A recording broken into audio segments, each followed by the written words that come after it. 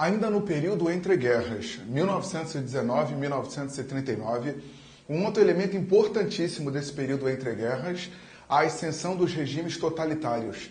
Esse termo totalitarismo, total poder ao Estado, total poder à figura do líder. Quando falamos de regimes totalitários, o que nos vem à mente os chamados regimes nazifascistas. O nazismo, destacadamente na Alemanha, a figura de Adolf Hitler, e o fascismo, notoriamente na Itália, a figura de Benito Mussolini. Nós temos casos nazifascistas, principalmente quando falamos de fascismos. Em Portugal, por exemplo, o regime de António Oliveira Salazar, o salazarismo, a partir de 1932, e que vai até 1974, liquidado na chamada Revolução dos Cravos, um outro assunto que trabalharemos mais adiante. Um outro exemplo notório e famoso, Francisco Franco, a falange franquista e o poder do franquismo na Espanha, de 1939, a partir da vitória na chamada Guerra Civil Espanhola, que foi de 1936 a 1939, é um assunto considerado antecedente e preâmbulo da Segunda Guerra Mundial, a vitória de Francisco Franco. Franco vai permanecer no poder até 1975, quando ele morre, no caso da Espanha. Outro tema que também estaremos trabalhando em assuntos futuros. Nesse momento, a nossa ênfase são os nazifascismos, no caso a Itália de Mussolini, a Alemanha de Adolf Hitler, e a nossa compreensão do contexto, o panorama propiciador à necessidade desses regimes, à ascensão desses regimes. Qual é o cenário que teremos que remontar à nossa mente? Vamos lembrar do pós-Primeira Guerra e toda a consequência gerada pela crise do capitalismo liberal. Estamos num momento de crise de capitalismo liberal. O capitalismo liberal é aquele da não intervenção do Estado na economia, aquele do liberalismo clássico de Adam Smith, desde o século XVIII que estamos estudando isso, do laissez-faire, laissez-passer, deixar fazer, deixar passar. Crise do capitalismo liberal. Ok? Nesse mesmo cenário, nós temos o crescimento do socialismo. Lembremos-nos da Revolução Vermelha, a Revolução Russa, a Revolução Bolchevique, a vitória de Vladimir Lenin, Leon Trotsky e companhia, a fundação, a criação, a organização da União das Repúblicas Socialistas Soviéticas a partir de 1922. Vamos lembrar que a Rússia era grande, a União Soviética ficou maior ainda, então formou-se uma avalanche vermelha que vinha do leste, rumo ao oeste da Europa, e estava atravessando o Atlântico e promovendo uma repercussão em escala mundial. A exemplo do nosso próprio Brasil, em que tivemos a organização do Partido Comunista Brasileiro em 1922 e toda a ameaça vermelha que pairava no ar. Então, vem comigo. O capitalismo liberal está mal. Primeira Guerra Mundial, crise de 29. E aí, nesse mesmo contexto, o socialismo em ascensão, em crescimento. E nós vimos que, com a crise capitalista, cada vez mais pessoas perguntavam sobre a Revolução Russa. O que é o bolchevismo? O que é o socialismo? O que é o comunismo? Como se faz uma revolução vermelha? E muitos ouviam dizer que o socialismo e o comunismo eram anticapitalistas.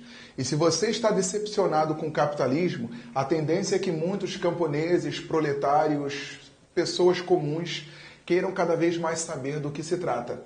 Então, isso gera um medo às camadas médias e proprietárias. As camadas médias e proprietárias acabam que vendo no nazifascismo uma forma de conter a ameaça do socialismo. Isso não pode ser dúvida sua. Muitos alunos ficam com dúvida na hora de assinalar o fascismo, o nazismo, eles são capitalistas ou socialistas? Eles são capitalistas. Hitler, um capitalismo totalitário, um capitalismo autoritário, um capitalismo em que total poder é dado ao Estado, total poder à figura do líder. O capitalismo está no nazismo. O nazismo é capitalista, é antissocialista, ok? É antissoviético, é anticomunista. O fascismo a mesma coisa. A figura de Benito Mussolini, uma liderança capitalista, uma liderança fascista, de extrema-direita, capitalista, que vai buscar combater as esquerdas, combater o socialismo. Por isso você compreende o apoio de camadas médias e proprietárias aos fascismos, porque os proprietários não querem perder as suas propriedades diante de uma revolução bolchevique, uma revolução vermelha, uma revolução socialista. E uma revolução socialista defende que os bens sejam controlados pelo Estado. É o combate à propriedade privada. Então, uma revolução socialista não interessa a quem tem propriedades. Uma revolução socialista não interessa a banqueiros, empresários, industriais, comerciantes, não interessa à igreja. Sabemos que o socialismo, o comunismo são considerados ateus, ou no mínimo anticlericais. Ou seja, eles vão combater a instituição chamada igreja. Então os padres, bispos, cardeais, arcebispos e até os papas, eles não defendem, em hipótese alguma, revolução tipo russa, revolução tipo bolchevique. Ok? Então não é difícil você compreender que se o Papa tiver que escolher entre Hitler e Stalin, adivinha? Captou? Você responde isso por mim. Se a liderança religiosa, uma liderança eclesiástica, tiver que escolher entre extrema-direita, os nazifascismos, e uma extrema-esquerda, um bolchevismo, vai optar por uma extrema-direita. Ok? Claro que isso é delicado na hora da colocação, mas você entendeu em se tratando de movimentos e segmentos que estamos estudando nesse cenário, nesse contexto. Ok? O nazismo e o fascismo defendem a manutenção das propriedades de seus proprietários. Já os movimentos bolcheviques, os movimentos pró-revolução russa, socialistas, comunistas, defendem o confisco dessas propriedades. Então você percebeu o porquê camadas médias e proprietárias vão apoiar os regimes nazifascistas. É melhor Mussolini marchando sobre Roma, à frente dos seus mais de 40 mil camisas negras. É melhor Benito Mussolini marchando sobre Roma, à frente de seus mais de 40 mil camisas negras e assumindo o poder na Itália, a ter que uma Itália viveu uma revolução socialista.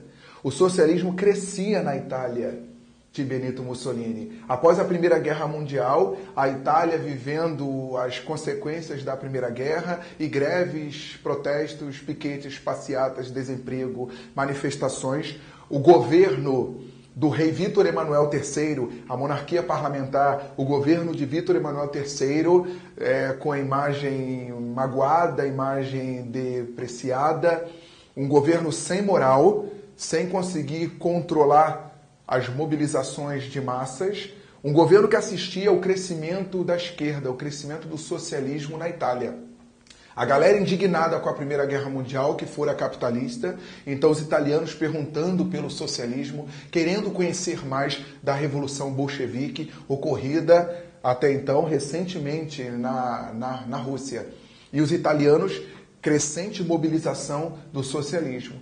Benito Mussolini, em 1922, ele já tinha para mais de 40 mil camisas negras em seu partido fascista. O partido fascista tem esse termo por causa do chamado fácio, o fácio de combatimento, o nome do partido. O fácio é o feixe de varas dos italianos, um antigo símbolo romano. O feixe de varas consistia num machado, põe a seu fantástico Moody Bob para funcionar, consistia num machado, um machado que era sustentado por um punhal, um cabo, que era composto por várias varinhas, ok? E ficava o machado cá em cima. Esse machado vai representar o Estado, esse machado vai apresentar o líder máximo, esse machado vai representar o governo, vai representar Benito Mussolini, il duce, o chefe, o líder, o condutor. Essas varas representam simbolicamente os italianos. A ideia qual era? Se essas varas fossem soltas, elas serão frágeis e elas são facilmente partidas. Mas uma vez essas varas reunidas, elas tornam-se fortes, assim como a Itália e os italianos. Enquanto os italianos fossem soltos, eles seriam frágeis. Ok? Por exemplo, multipartidários. Beleza? Eles seriam partidos, vários partidos, e eles seriam facilmente partidos. Agora, uma vez eles reunidos em torno do governo, de um só governo, um só líder, uma só condução, eles seriam indestrutíveis como aquele punhal, como aquele feixe de varas. Essa era a proposta do fascismo de Benito Mussolini, que todos os italianos eles estivessem cercando o governo, dando total apoio à condução do Estado, à condução do governo. Assim os italianos seriam fortes, os italianos seriam indestrutíveis. Uma das razões do nazifascismo defender o unipartidarismo, o partido único, o partido de Hitler, ok? No caso do nazismo, o partido de Mussolini, no caso do fascismo. Belezinha? Uma das premissas dos nazifascismos é o unipartidarismo. Ok?